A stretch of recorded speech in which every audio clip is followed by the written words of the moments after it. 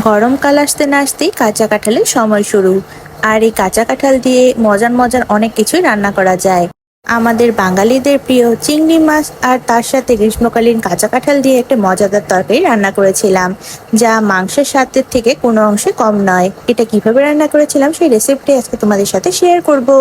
গরমের এই সময়টাতে কাঁচা আমের সাথে বাজারে কাঁচা কাঁঠালও পাওয়া যায়। বাজার থেকে একটা কচি কাঁচা কাঁঠাল নিয়ে এসেছিল। সেই কাঁচা কাঁঠালটাকে ভালোভাবে কেটে বেছে ধুয়ে নিয়ে এরপর অল্প পরিমাণে সেদ্ধ করে নিয়েছিলাম। কাঁচা কাঁঠালের মধ্যে তো অনেকটা পরিমাণে আঠা থাকে, সেই কষ আর আঠা ভাবটা যেন চলে যায় সেই জন্য হালকা সেদ্ধ করে নিয়েছিলাম। একদম 50% সেদ্ধ করা হয়েছিল, বাকিটা রান্নার সময় সেদ্ধ হয়ে যাবে।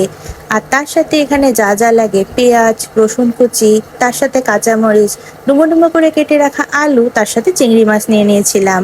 কারণ আজকে আমি চিংড়ি মাছ দিয়ে কাঁচা কাঁঠালটা রান্না করব। এর জন্য প্রথমে আমি কড়াইতে তেল গরম করে সেটার মধ্যে যে ডুমো ডুমো করে কেটে রেখেছিলাম আলুগুলো, সেগুলো ভালোভাবে ভেজে নেব। আলুটা ভাজার সময় এতে আমি অল্প পরিমাণে লবণ দিয়েছিলাম। আলুগুলো যখন লাল লাল হয়ে ভাজা হয়ে যাবে তখন তুলে নিয়েছিলাম। আলু ভাজার তেলটার মধ্যেই আমি সেদ্ধ করে রাখা যে কাঁচা কাঁঠালগুলো ছিল সেগুলো দিয়ে দিলাম। এই কাঁচা কাঁঠালগুলোর মধ্যে অল্প পরিমাণে লবণ আর হলুদের গুঁড়ো দিয়ে কাঁচা কাঁঠালগুলোকে আমি তেলের মধ্যেই বেশ কিছুক্ষণ সময়ের জন্য ভাজা ভাজা করে নেব। কাঁচা কাঁঠালগুলো যখন ভাজা হবে তখন যখন লাল লাল হয়ে যাবে তখন এগুলো আমি তুলে নেব।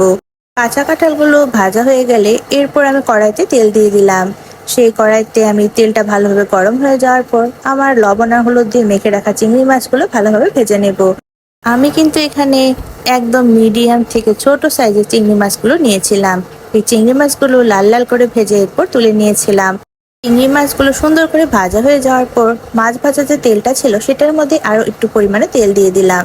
এটাতে এরপর ফোড়নে দিলাম দারচিনি, তেজপাতা, এলাচি, লং, তার সাথে অল্প পরিমাণে গোটা জিরা। ফোড়নের মশলাগুলো ভাজা হয়ে গেলে এতে দিয়ে দিলাম রসুন কুচি, তার সাথে দিয়ে দিলাম পেঁয়াজ কুচি। পেঁয়াজ আর রসুনগুলো মশলার সাথে খুব সুন্দর করে তেলের মধ্যে লাল লাল করে ভেজে নিতে হবে।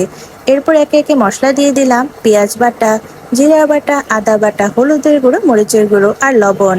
তরকারিটা রান্না করার জন্য যতটুকু মশলার প্রয়োজন ততটুকুই মশলা আমি এখানে ইউজ করেছিলাম। মাংস রান্নার জন্য যে যে মশলাটা ইউজ করা হয় সেগুলোই আমি এখানে ইউজ করেছিলাম। এটা কিন্তু খেতে একদম মাংসের মতো হবে, তাই সেভাবেই রান্না করেছিলাম। মশলাটা বেশ কিছুক্ষণ সময়ের জন্য ভাজা ভাজা হয়ে গেলে এতে কাঁচামরিচ চেরা, ভেজে রাখা আলু আর ভেজে রাখা যে কাঁঠালগুলো ছিল সেগুলো দিয়ে দিলাম। সবকিছু একসাথে মশলার সাথে বেশ কিছুক্ষণ সময়ের জন্য ভাজা ভাজা করে নিতে হবে। মশলাটা যখন ভালোভাবে মিশে যাবে তখন এতে পরিমাণ মতো জল দিয়ে দিতে হবে ঝোলের জন্য। আর বাকি যে 50% কাঁঠালটা সেদ্ধ হওয়ার বাকি ছিল এই জলেই ভালোভাবে সেদ্ধ হয়ে যাবে। আমি বেশ কিছুক্ষণ সময়ের জন্য ঢাকা দিয়ে রেখেছিলাম যেন কাঁচা কাঁঠালগুলো ভালোভাবে সেদ্ধ হয়ে যেতে পারে। কাঁচা কাঁঠালটা একদম কচি ছিল, তাই সেদ্ধ হতে তেমন একটা সময় লেগেছিল না। কাঁঠালগুলো সেদ্ধ হয়ে গেলে এতে ভেজে রাখা যে চিংড়ি মাছগুলো ছিল সেগুলো দিয়ে দিলাম। চিংড়ি মাছ কিন্তু যে কোনো খাবারের স্বাদ অনেকাংশে বাড়িয়ে দেয়। চিংড়ি মাছ আর কাঁচা কাঁঠাল এই দুটার কম্বিনেশন কিন্তু একদম পারফেক্ট। চিংড়ি মাছগুলো দিয়ে দেওয়ার পর তরকারি থেকে খুব সুন্দর গন্ধ বের হচ্ছিল। তরকারিটা কিন্তু আমার প্রায় রেডি। নামিয়ে নেওয়ার আগে আমি এখানে অল্প পরিমাণে গরম মশলা বাটা, তার সাথে অল্প পরিমাণে ঘি ইউজ করেছিলাম। কাঁচা কাঁঠালের তরকারি রান্না করতে কিন্তু ঘিটা অবশ্যই ইউজ করতে হবে। ঘি, গরম মশলা সবকিছু একসাথে ভালোভাবে মিশিয়ে দেওয়ার পর বেশ কিছুক্ষণ ঢাকা দিয়ে রেখেছিলাম। আর এর মধ্যে আমার কাঁচা কাঁঠাল আর চিংড়ির তরকারি কিন্তু একদম রেডি। এটা খেতে যতটা মজার তেমনি অনেক অনেক বেশি পুষ্টিকর, কারণ কাঁচা কাঁঠালকে কিন্তু সুপার ফুড বলা হয়।